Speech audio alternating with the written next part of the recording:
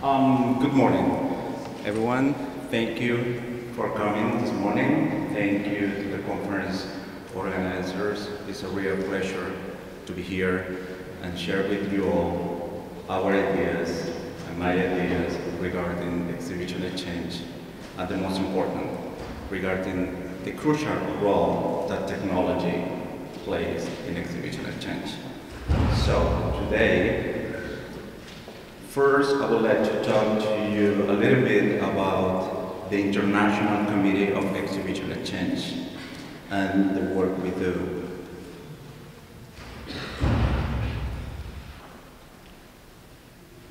Okay, got it.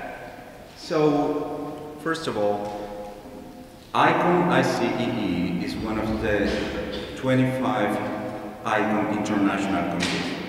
As you all know, the International Committee for Exhibition Exchange and the International Council of Museums both works for museums, for the museum field. ICOM include national committees, more than 125 national committees in different countries, and also include 25 international committees that work on a specific subject related to the museum field. Our committee, my committee, is the International Committee for Exhibition Exchange.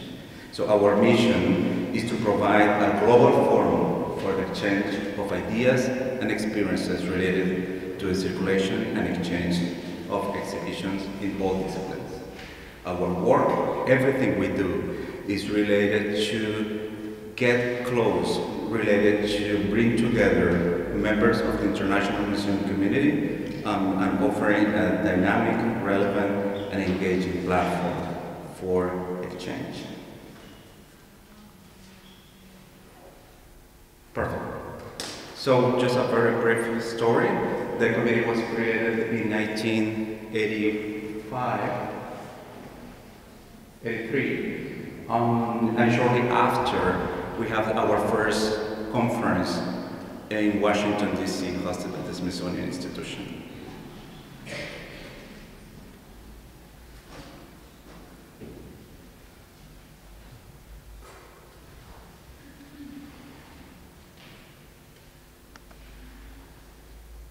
Okay, our program and activities. Basically, our main activity is our annual conference. With the annual conference, we travel every year to different scenarios around the world, trying to bring together local experiences and international experiences in exhibition exchange. That's very important for us to go to different destinations and work in close collaboration with museums all over the world. From Finland to South Africa, from Puerto Rico to Madrid. We have a permanent exchange with museum professionals and exhibition professionals all over the world. Of course, to do that, we want to guarantee that we can offer opportunities for young museum professionals and museum professionals for underrepresented countries. So that's why we have the Travel Grant program. With the Travel Grant, we offer financial support to young professionals and museum professionals for emerging economies or emerging countries to participate in our conferences. How we do this? We do this through a strategic partnership and alliances. We work very close to national committees, museums, foundations, etc. So next year, and this is one of our new services, we're starting the IC webinar series. With the IC webinar series, we hope to work with national committees and international committees and museums all over the world and offer every second month a webinar where ICOM members can access from any corner of the world and participate in our activities. So basically what we see in our work around the world is we see more and more exhibition in both formats. We see online exhibition, we see virtual exhibitions, and we see, of course, the traditional physical exhibitions. We also see a dramatic increase in interdisciplinary exhibitions, where art science, and technology are working together, creating amazing learning opportunities for visitors.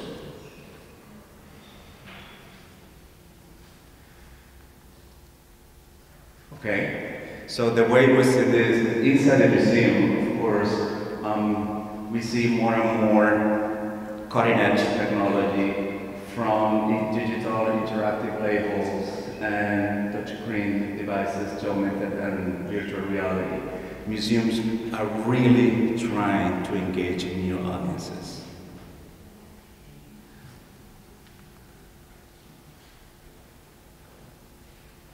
But also we see outside the museum that more and more institutions are providing online content. We all know that an online visit to a museum website cannot replace the physical interaction with the object, the experience that people have when they go to the museums. But at the same time, providing global access to collections, to museum content, to exhibition content, provide opportunities for those who cannot even get to the museums for several reasons. So we see more and more museums engaging in online activities.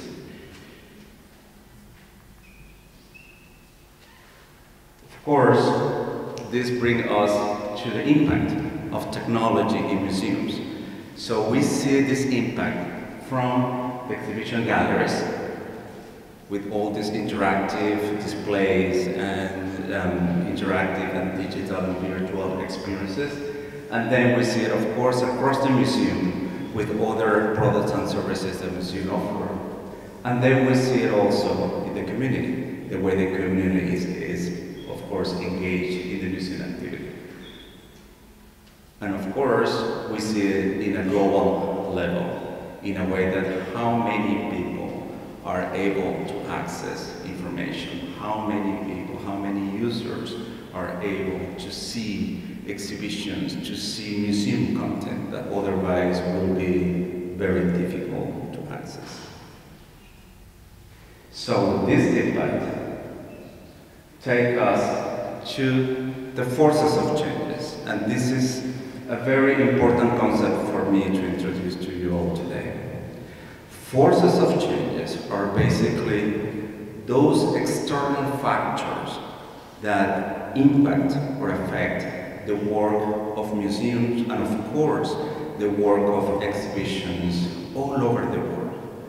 Regardless the country, regardless the size, regardless the discipline, all museums are affected by these external forces, including political factors, economical factors, social factors, technological, legal, and environmental.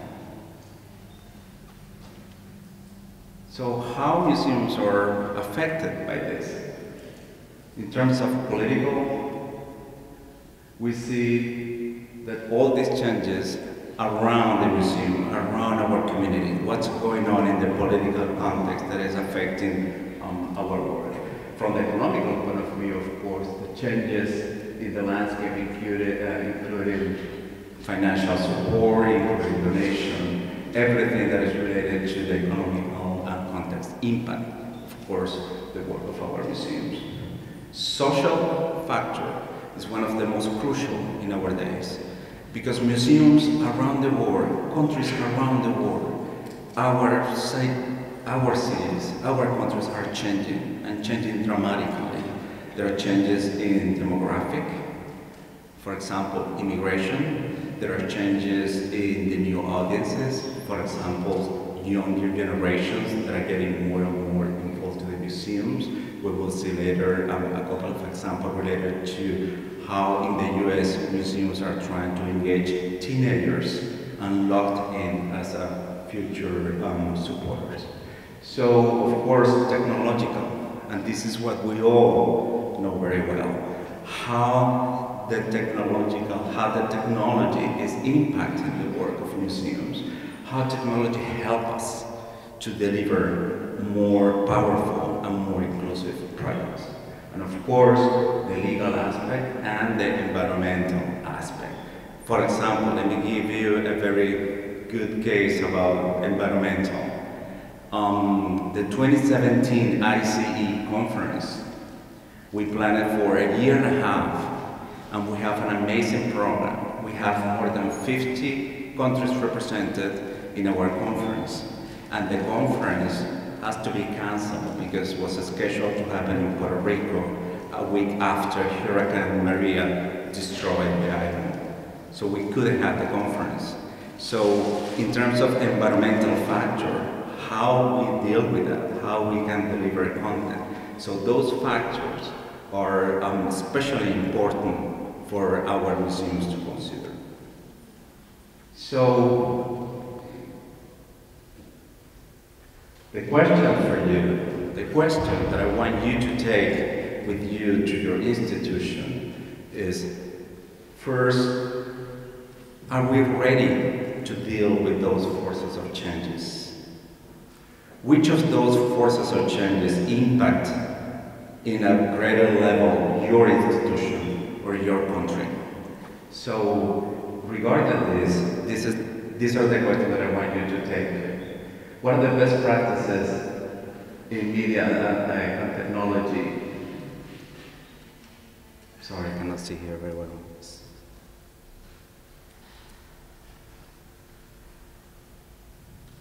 So in terms of best practices, are they good examples of how can we minimize the forces of changes? In terms of diversity, how can media and technology support diversity in exhibition making? In terms of inclusion, are media and technology an inclusive way to reach different audiences? And in terms of equality, and this is one that touches very close technology, because we all love technology, and technology is absolutely crucial for museums. However, how many museums, how many small museums can afford technology, can afford to add technology and technology devices to their programming?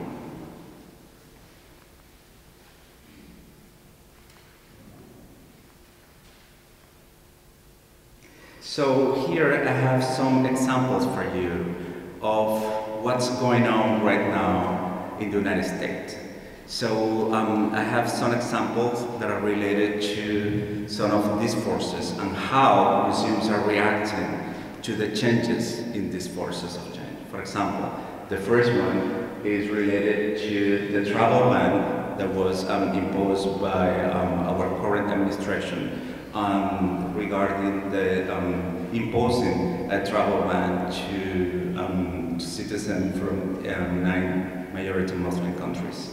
So of course, that specific situation affects from the political forces and also the social forces. So in this case, the Museum of Modern Art created a specific exhibition, a specific project, and this is one of those. Highlighting, or let's say protesting from a museum point of view, what was going on in the political scenario in the US.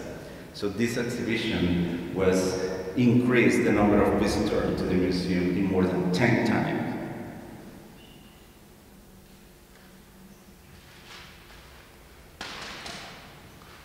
Another example is another museum in the US decided to cover with black fabric the pieces that were made by immigrants that belong to that collection.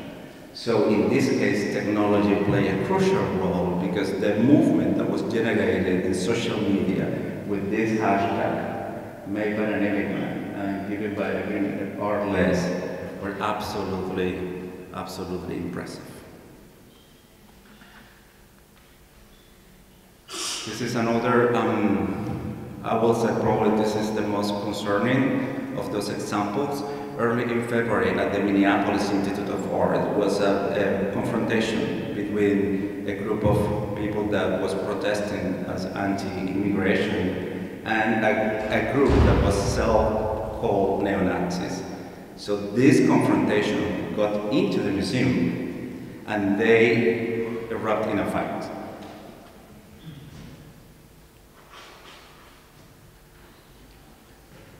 So during the last meeting of the American Alliance rise of museums, museum professionals had the opportunity to speak out, to say something.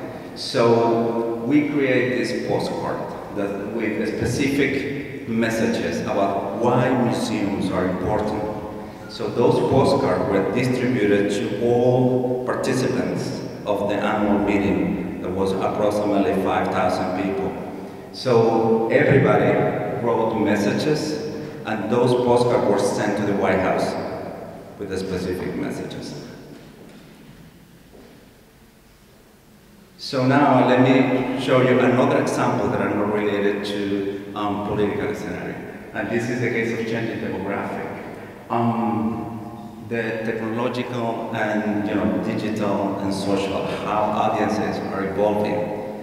Museums are more and more devoting attention and devoting effort to locked-in teenagers as a way to bring in the public of the future, the supporter of the future. They want teenagers to own the museum. So those teenagers in the future will be probably a museum professional, will be probably a donor, or could be even a museum director. So there's a specific program by these museums trying to attract that new demographic. One of the most relevant is the Teens Take the Met, where teens go to the museum and sleep at the museum and spend the entire night at the museum. And the Philadelphia Museum of Art created a teenager council, teenager ambassador group. So this ambassador group, they offer expertise and they offer their opinion to the museum in a way that their vision, their interests will be counted into consideration where all those activities are being planned. So in terms of social media, in terms of technology, of course, there is a huge, massive presence of museums in the US.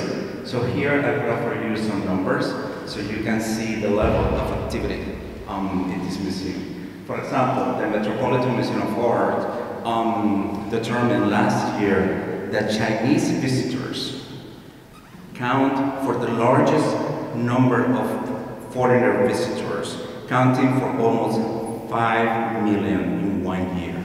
So in that sense, that museum already created social media website in the Chinese Facebook Weibo in order to capture that audience.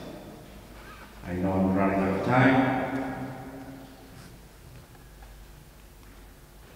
Okay, I have two more examples here. There's a video that I need to, how can I, okay. Okay, in the meantime, I just want to leave you with one more idea. Yes, yes. Yes, this is? Perfect. So we have two, so we can show two that are very, very short. No. This is the other. Could be any of those, could be. Okay. This is Okay, yeah. the same. Perfect.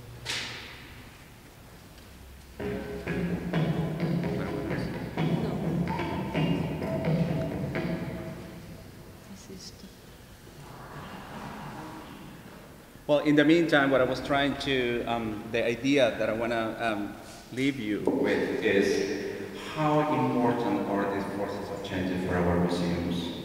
So think about it. Take that graphic, those definitions about the forces of change with you, and share it with your team. Think about which of those forces of changes are the ones that are impacting more. And the most important, how technology, how digital, how our possibilities from technology can help us to minimize them. Because after all, cultural heritage, digital publications, everything we do is affected by those. So here is one of the videos. This is from the Smithsonian Hubert Hewitt Museum in New York City.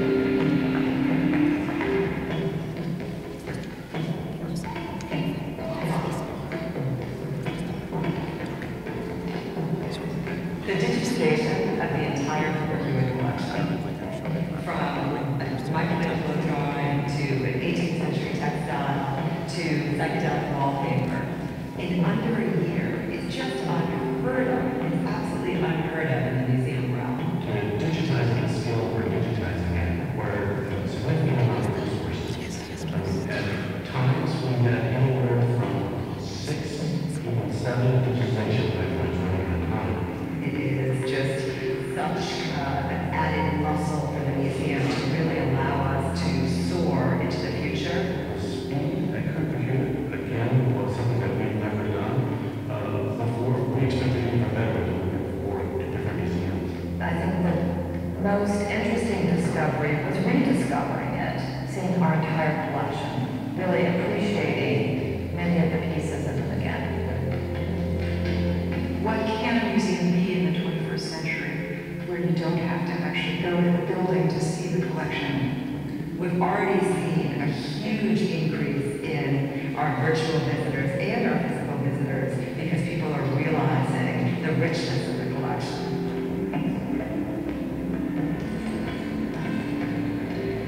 So you can really learn so much more and build your collection of fine objects, not only with what's on view physically, but what's on view virtually.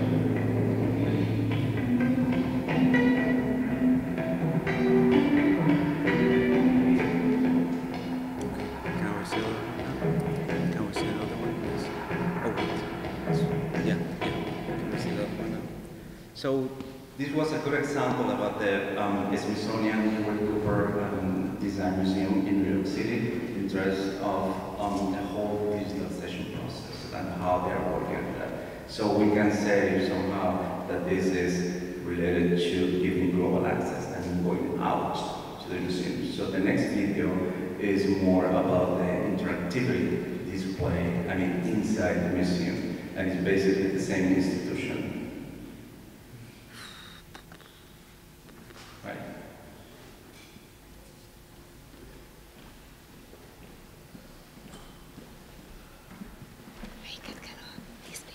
So think about it. Take these ideas with you. The presentation will be online as well as this Igen, video. ez a másik. What is really important for me Nem a másik. is Másik ilyen. that technology plays a key role in helping those forces of changes to be minimal. And this is an amazing example, the Hewitt Cooper Design Museum in New York City, on how technology is helping. So,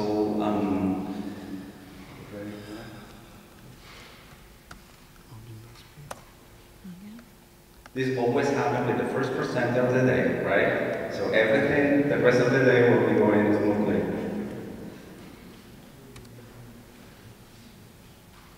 Ez a másik. No, that one is there.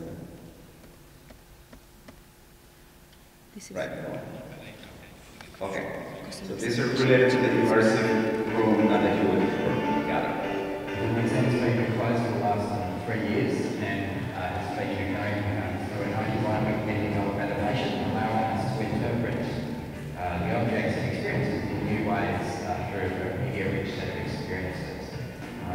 The technology piece has been supported by Bloomberg Philanthropies, who have made this possible by supporting a far more experimental approach to engage in museums than has probably been seen anywhere else.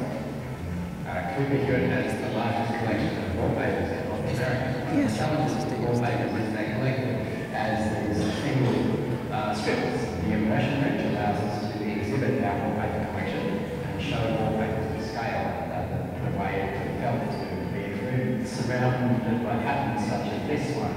The other thing that Global Progress brought to this piece was the ability to draw your own wallpaper, which is proving extremely popular. Drag that X out of sync. With some. Get these great patterns, and of course it creates these great moments also for visitors to have selfies taken against this wallpaper.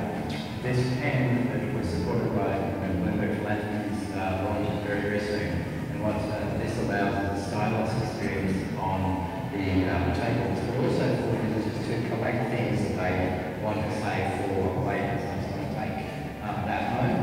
So I come up to its label, and I touch the cross on the back of the pen, the cross on the label, and it reads to the pen. And now that say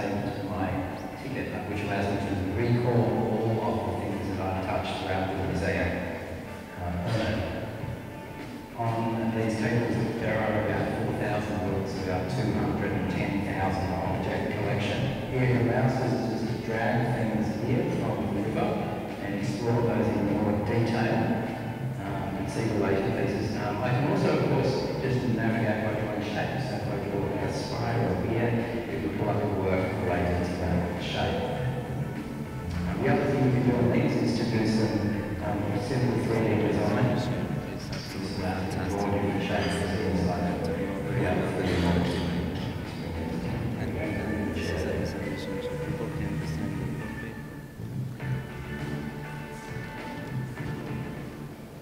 Okay.